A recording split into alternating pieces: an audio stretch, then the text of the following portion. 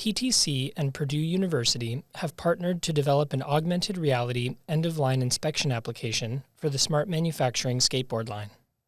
After identifying the skateboard variant by scanning its serial number, then locating its position in space, the operator at this station is guided through a step-by-step inspection to ensure that the wheels are fastened correctly at both ends of the board.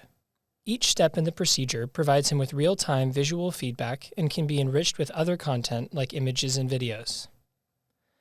After manually confirming that the wheels were assembled with the correct amount of torque, he continues to the AI-powered augmented reality step.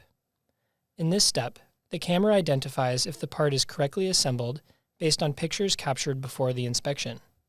For the last two steps, the operator inspects the board for cracks, particularly where the trucks were mounted at both ends of the board. After reaching the end of the inspection procedure, he submits his results, which are stored in PTC Vuforia for further inspections and quality assurance.